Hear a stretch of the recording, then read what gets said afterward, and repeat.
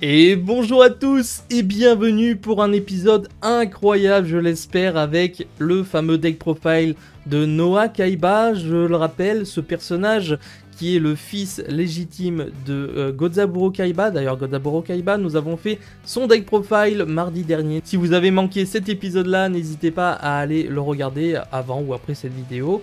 Toujours est-il que Noah Kaiba, le véritable fils de Gozaburo, essaye de se venger de Seto Kaiba qui pense lui avoir volé tout simplement sa vie. Il se venge de tout ça avec les 5 grands, il essaye de récupérer le corps de quelqu'un pour pouvoir quitter son monde virtuel qui, je le rappelle, a été créé par son père. Et nous sommes quand même sur l'un des plus badass des méchants de cette histoire de Duel Monster qui, vous le verrez, voilà, j'ai vraiment lâché du lourd sur son deck profile. C'est vraiment très sympa. J'espère que cette vidéo va vous plaire. Si c'est le cas, n'hésitez pas à la liker, à vous abonner si c'est toujours pas fait, bien sûr, me dire dans l'espace commentaire quelle est la carte de Noah Kaiba qui vous a le plus marqué, quel est le moment dans ce duel, que ce soit entre Seto Kaiba et Yugi Muto, qui vous a le plus marqué. N'hésitez pas à m'écrire tout ça dans l'espace commentaire. On est parti pour ce deck de Noah Kaiba. Les amis, c'est une première pour Duel Monster, du moins dans ma série des decks d'animé. Alors peut-être que c'est surévalué, mais personnellement, c'est la première note 5 étoiles que j'attribue pour cette série-là à Noah Kaiba. Il y aura d'autres 5 étoiles qui sont prévues, notamment pour des Yugi et des Kaiba qui ont marqué des arcs bien plus supérieurs, où ils ont vraiment level up sur la série. Ici, pour l'instant, c'est réellement le premier personnage à avoir 5 étoiles sur 5, parce que je l'ai trouvé tout simplement extraordinaire dans cet arc, le monde de Noah. Il terrasse Seto Kaiba comme si de rien n'était. Il perd certes contre Yugi, mais c'est plus sur le côté affectif avec les moralités de Yugi, les Shining Draw de Yugi également, donc normalement il n'est pas censé perdre. Il est dans la maîtrise totale de ces deux légendaires duellistes. Il finit quand même par craquer et par perdre, mais personnellement, normalement, si tout se passe bien, il est censé terrasser n'importe qui avec son deck. Bien que son deck a l'air quand même vachement compliqué à jouer en vérité. Vous le verrez que c'est pas si simple en vrai, mais beaucoup plus simple dans l'animé. Bien entendu, il s'agit du deck Le Monde de Noah, puisque c'est son monde à lui. Et attention, au niveau du budget, on craque complètement, puisque le budget ici de ce deck est de 190 €. Vous verrez qu'il y a énormément de cartes qui valent très cher. Très cher, et qu'on espère voir rééditer un jour. S'il vous plaît Konami, si vous m'entendez par exemple, pourquoi pas faire un petit Shinato dans les teams au lieu de mettre des petits Kuribo et les par-ci, des petits dragons XYZ, etc. Mettez-nous un putain de Shinato. Voilà, tout simplement. Je pense qu'on sera tous d'accord de pouvoir récupérer cette petite carte en quarter, hein, pourquoi pas. Évidemment, la carte favorite n'est nulle autre que Shinato, roi d'un plan supérieur, qui a vraiment marqué tout cet arc, le monde de Noah. Je vous en dis pas plus, on est parti du coup pour son deck profile, j'espère que vous allez kiffer. Évidemment, nous commençons avec la carte la plus importante de ce deck de Noah Kaiba. Il s'agit bien sûr de Shinato, roi d'un plan supérieur, que j'ai en DR1, et alors comme vous pouvez le voir au niveau de l'état c'est pas tip top, mais je suis quand même content d'avoir la carte. Et au niveau de la cote, on est sur du 100-110 €. Alors peut-être pas en good, peut-être qu'en good c'est 80, mais voilà, ça commence déjà à gonfler au niveau des tarifs. Et après vous avez l'édition DCR qui est sortie avec les 25 ans, qui a été réimprimée, mais je crois qu'elle est également extrêmement chère. Donc, Shinato, bien entendu, qui gonfle énormément le budget, mais vous avez également le dragon Yamata. Le mien est en excellent état en plus, et je vous invite à regarder la cote. Là, je me suis fié à la cote good, parce que sinon, on avait un deck, on avait le deck le plus cher pour l'instant de la série des decks d'animé, puisque je crois qu'en excellent near mint, la carte est à 250 €. Ça me paraît excessif. Pour moi, voilà, je me suis basé sur la cote good, qui est à 40-50 € pour ce dragon Yamata. D'ailleurs, n'hésitez pas à vérifier dans vos classeurs si vous n'avez pas cette carte, parce que c'est juste une rare de TP6. C'est un dragon Spirit qui a été évidemment invoqué. Nous avons ensuite bien entendu le Inokagu Tsushi, et là je pense que vous l'avez tous eu en fake cette carte, Moi personnellement, quand j'étais petit, c'était une des cartes que je voyais le plus en fake. Alors je ne sais pas pourquoi. Cette carte cote actuellement 8-10 euros. Pareil, c'est un spirit à récupérer à tout prix si vous voulez réunir les cartes pour faire le deck de Noah. Une carte pareille qui a été invoquée par Noah. Alors attention, son deck est issu des deux decks, des deux duels en fait entre Seto Kaiba et Yugi Muto, puisqu'il a joué un coup spirit et un coup des créatures un peu plus terrestres et préhistoriques. Donc nous avons le Yatta Garasu, bien entendu, des monstres spirit incroyables. Ici, c'est juste une carte qui me manquait pour le deck de Noah, mais je vais la récupérer, c'est une carte à 2 centimes, ne vous inquiétez pas.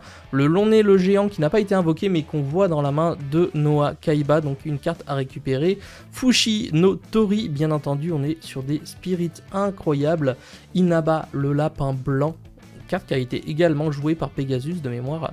Otohime, donc pareil, elles font des petites apparitions assez assidues au niveau de ce duel avec Yugi et Seto. Prêtre d'Azura, le mammouth aux longues défenses. Alors ici, attention, c'est juste un remplacement puisque la carte mammouth que Noah joue n'a jamais été créée. N'a jamais du tout été créée. Du coup, on pense que celui-ci serait potentiellement le plus ressemblant, celui qui s'adapte le mieux à ce que aurait pu jouer Noah Kaiba. N'hésitez pas à me donner vos avis. Peut-être que vous avez choisi d'autres mammouths. Option de Gradius qui fait partie de ce deck. Nous avons Rex le géant également, où il a un monde jurassique. Il fait une sorte de... Voilà, il invoque. En fait, il a des cartes particulières. Hein. C'est vraiment un deck spirit avec des dinosaures et des machines, quoi. Trop bizarre. Gradius, bien entendu, pour ce deck de Noah Kaiba. Chiron le mage, carte qui est jouée d'ailleurs dans le format Goth. Le soldat géant de pierre qui sera notre dernier monstre que Noah fait jouer, bien entendu, pour une sorte de défense. Je crois que ses premières cartes, c'est ça, c'est Soldat Géant de Pierre et Rex le Géant, donc ça me paraît assez rigolo. On passe tout de suite aux magies et aux pièges. Nous passons désormais aux magies et aux pièges avec Printemps de la Renaissance qui peut coter un petit peu en fonction de l'édition. La DB2, je crois que c'est 3-4 euros, je dis peut-être une bêtise. Moi, je sais que je les avais payés cher à l'époque quand je me les suis procurés. Peut-être qu'elles ont un peu baissé ou au contraire. Arrangeur d'énergie spirituelle qui sera une carte continue qui vise à avoir une mécanique autour des spirits qui sont très sympas et qui a été joué par Noah. Bénédiction de Sebek, et là vous avez des cartes vraiment qui ont été jouées par Noah. Bien sûr, l'Arche de Shinato, que d'ailleurs vous pouvez en mettre plusieurs des magies rituelles, hein. Au moins vous êtes sûr d'avoir les deux. Changement de cœur, bien entendu, une carte assez atypique par rapport à ce deck qui a été joué. La fissure, au final, Noah joue fissure, joue trou noir, bien entendu. Il a joué toutes ces cartes là. Le laser cyclone qui, elle, sera jouée avec les Gradius. La permutation de créatures, carte très sympa justement pour prendre le contrôle. Il y a une sorte de stratégie comme ça lors des duels où il arrive à prendre le contrôle. Bourse des âmes, bien entendu. Le monde jurassique, évidemment, on se doute qu'il a un petit monde jurassique, puisque même si c'est pas réellement la carte qui le joue, mais genre lui qui crée le monde jurassique par rapport à son monde virtuel, on peut essayer de rassembler ce petit effort là en mode monde jurassique, avec évidemment l'invocation de Rex le géant, la terraformation pour essayer d'aller chercher ce monde jurassique. Monde jurassique qui au final, j'ai regardé, est une carte assez chère. Je vous invite à regarder la cote de cette petite carte. Si vous en avez plusieurs, n'hésitez pas à les mettre en vente, parce que mine de rien, voilà, c'est pas les explosions de prix ici, mais vous pouvez faire attention à ça. Le météore destructeur qui fait référence encore à la météorite par rapport aux dinosaures, je trouve ça rigolo. Le Monster Reborn, le pot de cubilité, c'est ces deux cartes qui sont tout le temps jouées quasiment sur les decks de Duel Monster. Secousse sismique, encore une fois, un petit clin d'œil. L'éruption volcanique, encore une fois, un petit clin d'œil au monde préhistorique. Évacuation forcée. Cadavre de Yatta Garasu, qui va très très bien d'ailleurs, qui est joué en format Edison. Et pour le clin d'œil, j'ai décidé d'ajouter la sélection de l'arche, parce qu'on a quand même l'arche de Shinato. C'est quand même assez culte pour se dire qu'on peut rajouter cette petite carte.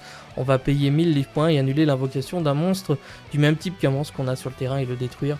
Donc pourquoi pas, ça peut faire le taf. En tout cas, voici les amis pour ce deck de Noah Kaiba. Et voilà pour ce deck, j'espère que cette petite decklist vous aura fait extrêmement plaisir, vous aura fait replonger dans cette enfance qui était le monde de Noah, à cet arc improbable qui s'est calé entre le début de tournoi de Batailleville et la fin de Batailleville. En tout cas, ce personnage, je l'ai trouvé tout simplement incroyable. Encore une fois, n'hésitez pas dans l'espace commentaire à me dire si vous aussi vous lui aurez attribué la note de 5 étoiles sur 5 ou plutôt 4 à l'image de Yugi. Personnellement, j'ai voulu marquer le coup. Il y a d'autres duellistes qui méritent 5 étoiles par rapport à leur deck et leur puissance. Notamment, je peux vous spoiler puisqu'on n'aura pas de deck malheureusement de ce méchant-là.